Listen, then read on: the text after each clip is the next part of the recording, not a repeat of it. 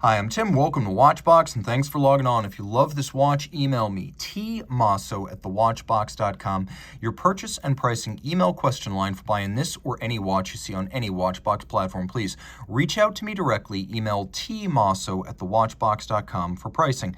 Today, we are discussing a lovely little titanium flyback chronograph named, appropriately, the Blancpain Leman Flyback Chronograph. This timepiece is 38 millimeters in diameter by 11.7 millimeters thick by 43.5 millimeters from lug to lug with a 20 millimeter spacing between the lugs. The watch is thin, compact, and almost weightless. A real pleasure to wear. I could recommend it for even a tiny wrist of 13 centimeters circumference. The strap will take a while to break in. It's quite stiff, but there should be no trouble wearing this watch on a smaller wrist based on its dimensions. It's not intended as a formal watch, but it is thin enough with a sloped case flank that it will slide underneath the cuff. The strap is a pleasure. These are rare styles of straps where you have calfskin inside and a rubber coating on the outside. You can see there's a lightly contrasting gray stitch. There's a lot of bolstering to give it volume, and it has a folded edge. On the underside, you can see once again, we have a rubber lining. It does have a leather core. It is considered to be a more water-resistant strap rather than a purely waterproof strap. We have a matching Blancpain deployant clasp, and the Blancpain deployant clasp has a fun feature where you can actually stuff the excess length in as you size it, and then there's no strap minder loops externally because all of the excess length tucks underneath the clasp, so it's both secure and clean to the eye. You can see the buckle is both satinated and polished. Handsome attention to detail. The watch, however, is all satin. It is muted, it is matte, it is subdued. Everything is brushed. There is no polished titanium here. We have screw-down chronograph pushers, screw-down crown, 100-meter water resistance. It is a sports watch.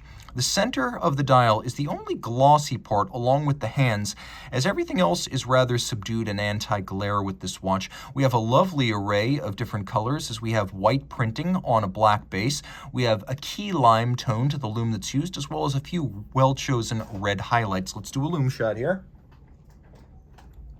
As you can see, no shortage of lume, including chronograph seconds hand and sub-registers.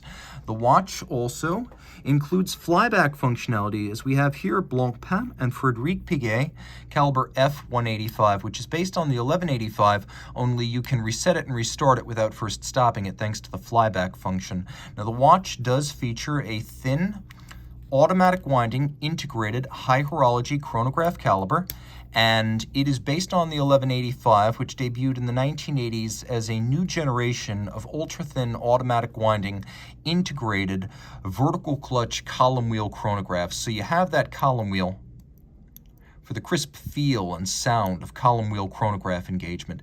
And then you have the vertical clutch, watch the seconds hand here, so that when it starts, there's no jump. With the lateral clutch, you get a big jump to the seconds hand, which introduces error. Also, with the vertical clutch, you can leave the chrono running full time. Now, though you can't see it, the movement is impressively hand-finished and adjusted in 5 positions, which is the standard for a high horology watch or a chronometer.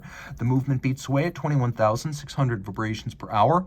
It has a quick set date, though it does not have hacking seconds, but it is quite slender at just over 5.5 millimeters thick, which is genuinely impressive for all of the functions contained therein. It's a unidirectional winder, which is more efficient than bidirectional winding, and it has a 40-hour maximum power reserve. Reach out to Team Mosso at thewatchbox.com for purchase and pricing details.